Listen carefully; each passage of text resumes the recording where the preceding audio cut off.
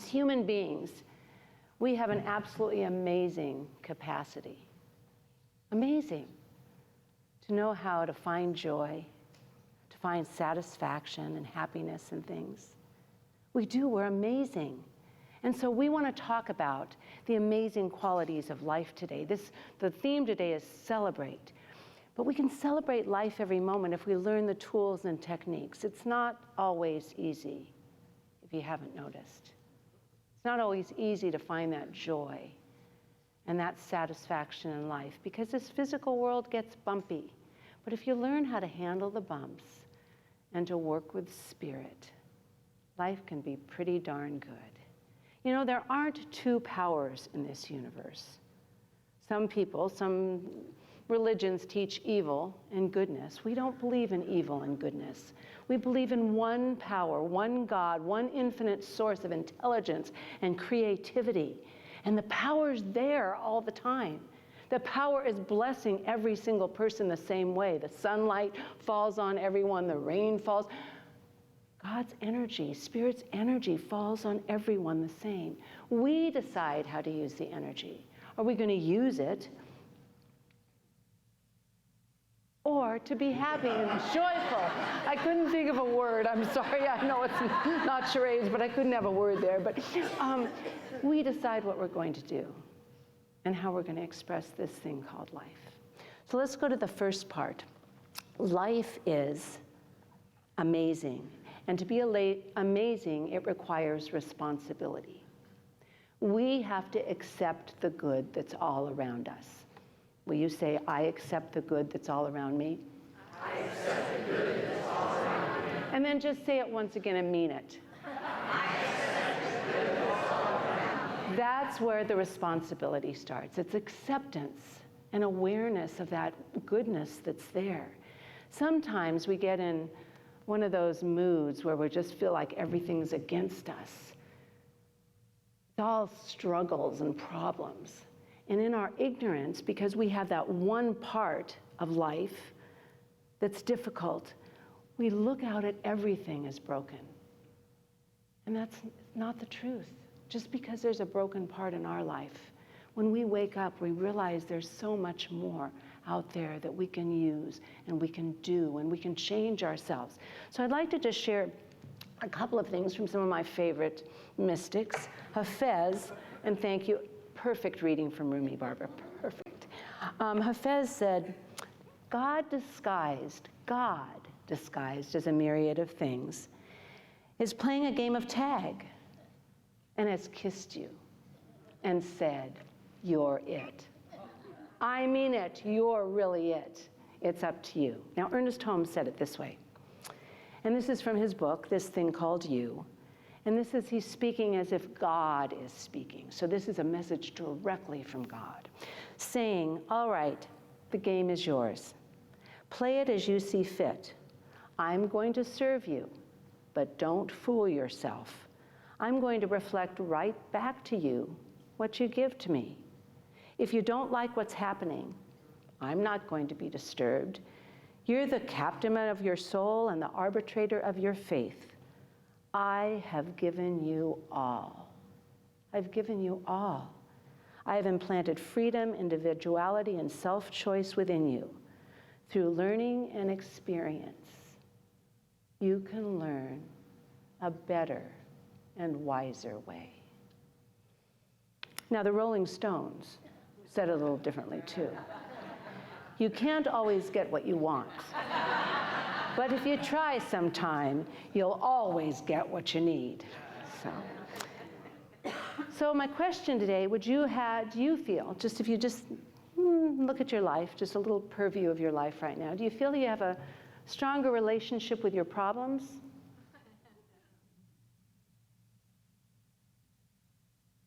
Or with God and Spirit and truth and goodness? The second point of an amazing life is an amazing life requires meaning. And when your life feels broken, and it does, my goodness, there's so much going on right now, but we can feel broken in so many ways. You know, just you look at what's going on in the world outside of us, what's on illness, problems with our bodies, problems with our finances, problems with the relationships, problems with the world at large. We can feel broken. But what I said is just because a part of the world or the part of life is broken, it doesn't mean everything is broken. And the way people get through brokenness is by finding meaning and purpose in their life, by finding there's something they're doing to contribute to life. Because with a little help from my friends, we need each other. We need to support each other. Remember, in the mind of spirit, there is no size, big or small. If you're giving to life in any way, you're giving to life in all ways. We need to find meaning. And to find meaning, it means we need to go deep, dig deep, and find out what we're missing. You know, there's a part of us, everyone, not some of us, everyone that's never, ever, ever broken. It's that, we might call it the divine urge, the spark of spirit, that energy inside of us. It's never, ever broken. And if we go down there to that place, go deep. And what's the meaning? Well, it doesn't always pop in our heads or minds. Remember, God speaks to the language of the heart through feeling. And if we go down there, we can ask, just visioning again. And Reverend Seiji did such a beautiful visioning, a little encapsulated visioning, but it's so potent, it's still with me from when you were here speaking. Visioning is just to ask, what's God's highest vision for my life right now, in this moment? You can ask a bigger one, but sometimes it's just, what's going to get me through the day to put one foot in front of the other? And spend time there. And spend time there to really hold on and find that meaning, because it's the meaning that's going to pull us into a greater expression of life. We know that. If I asked you this question, can you really say yes to life? I mean, yes, in spite of everything? Yes. Good. Well, that means, that question presupposes that there's meaning in everything. That nothing happens as a punishment or just randomly. There's meaning in everything if we look for it and find it. But oftentimes, and I know this is hard, and you go, oh, this isn't working, it isn't working, I know it's not working, what do I do? And the answers are coming to you, but you're just not listening so well. But when you hear that little piece of, oh, that's it. You don't just get it right then. You know what I mean? An amazing life takes practice and patience. Because a new belief system, a new way of behaving, is like learning a new language. It's like learning something new. We have to practice it and keep working on it. But the good news is every new day we wake up is a do-over. It's a brand new day. We can do it over. We can make new choices and new decisions. And it's interesting, Kirk and I started this, no matter how old you are, where you are in life, it's always good to have new practices. And I was reading through this little wedding vow book by Neil Donald Walsh, because I did a wedding this week, and there was a practice that he and his wife do every morning. And they take a few minutes, well, they probably take a lot longer than we do, but a few minutes to vision, and they take each other's hands, and they say what's important for them that day, and then do a prayer. And we've started doing that. Isn't it fun? I mean, it's a good thing of new little practices you can find to just make life a little better. Because again, there's no size in the mind of God. If you make your life a little better, all things are going to be better. What you appreciate, when you praise and celebrate life, more things to praise and celebrate come to you. So here's where we are so far. Let's see, I put these down. So we take responsibility, we find meaning in life, and then you decide you're going to take the time and the awareness to practice what you know is your best self wanting to be emerged. And this is what, I don't know who this woman is, Barbara J. Winter, but I like this quote. When you have come to the edge of all the light you know, when you come to the edge of all the light you know, and you don't know where you're going to go from there. My gosh, I don't know where I'm going to go from here. When you come to that edge and are about to step off into the darkness of the unknown. Faith is knowing only two things can happen, just two things. For you can find solid ground to stand on, or you will be taught how to fly. You'll be given the wings. You'll be taken care of. So there's time to go deep, be responsible, go deep and find meaning, practice and patience, but then there's that other time. And we just celebrated the life of June Crockett, and she had little June-isms or June things she liked to say just to make life better. She always wanted to be a beneficial presence, and she'd remind you that I'm going here to be a beneficial presence.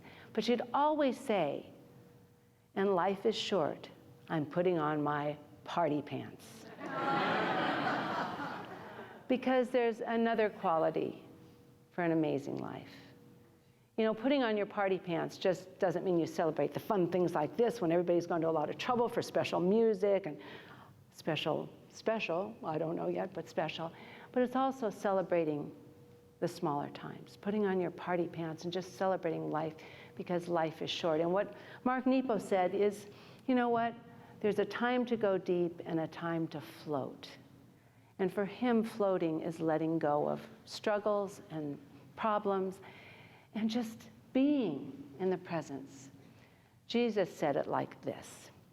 He said, truly I tell you, unless you change and be like little children, you will never enter the kingdom of heaven. You must be like little children. And what do little children have that we don't have? Curiosity, enthusiasm, and play. Ernest Holmes said it this way. He says, this is the secret. I mean, this is what he wrote, the secret to life. This is in his book, this thing called life. The secret of life is to enter into the spirit of life, the joy of living, and the usefulness of being alive. That's the meaning I was talking. Useful. We're here on purpose. There's a reason we're here. There's meaning in us. For no one will grow tired and old if they have faith and enthusiasm. We need to discover that wellspring of childlike joy, which gives us happiness, security, and faith that we had as children. So go out and play today. Go out and do something fun. I don't know how well we're skipping these days, many of us, but if we could just skip a little bit and remember the feeling of being children and having fun like that. I think sometimes we forget what a precious gift we've been given to be alive. What a precious gift it is. And that we're here to keep discovering how special we are and how special life is. Hafez also said, oh, my dear, there are so many gifts still left unopened from your birthday. Still so many handcrafted gifts that were given to your life by God. As long as we're here, as long as we're breathing, we've got gifts to find on this earth right here, right now. Life is precious. So the last quality I have for this morning, there's many, many more, for an amazing life, I don't know about you, but for me, an amazing life needs to be shared. It would be nothing without all of you here right now, all of us together. Kirk and I were talking about what our life would be if we didn't have the community. All our friends and the people we love and admire. Life is to be shared. We're here to celebrate the good times, the difficult times, the crying, the cheering, the joy. I walked in and Barbara was telling me about she got to watch this morning at 5 o'clock her granddaughter graduating summa cum laude from college, and how many other people she has, grandchildren she has graduating. What a joy it is. I talked to the beautiful gift of going to the symphony from Marianne and Lee, and I felt Lee's presence all around me and how beautiful it was. And that was a time, even though Kirk and I had tears, to celebrate and be joyous. We talk about all the celebration out here. We're here together. We're here together. So will you just join me in this prayer right now? With your feet on the ground and keep your heart and mind opened. And this is a prayer from Ernest Holmes. And I think it's beautiful for this day, for the beginning of spring, for May Day, a time when we celebrate flowers and new growth and all the things that bring beauty and joy into our lives. My mind is open to new ideas. Spirit is ever active in me. The divine mind in me is inexhaustible. It's never worn out. When I allow it time to be refreshed and renewed, I open myself and newness just springs forth from this fountain of life, ever wanting to give of itself to me and to everyone. Spirit is forever new, vibrant, and fresh with ideas, and I know that I am open to continually receive them. I'm available and willing and receptive to this amazing life that I've been given. It is time right here and right now to accept the newness, to say, thank you, God, I'm awake today. What do you have in store for me? Because I'm ready to celebrate this beautiful life I've been given. I'm ready right now to share, to do my part, to be responsible for showing up and being part of the good that's unfolding right here and right now, and all of this amazing energy of life and love and possibility and childlike wonder and beauty. I just say thank you, God, for this beautiful life I have to celebrate. My life, your life, all lives, as we join together in a consciousness of celebration, of newness, of wonder, as we spring into this feeling of being absolutely alive. And in this moment, as we feel this wellspring springing us from up from us, we see it springing up from others as we join together in this beautiful celebration. And from that gratitude in our hearts, we just say, thank you, God. Thank you, thank you, thank you for all of this and so very, very much more. And we seal this by saying together, and so it is.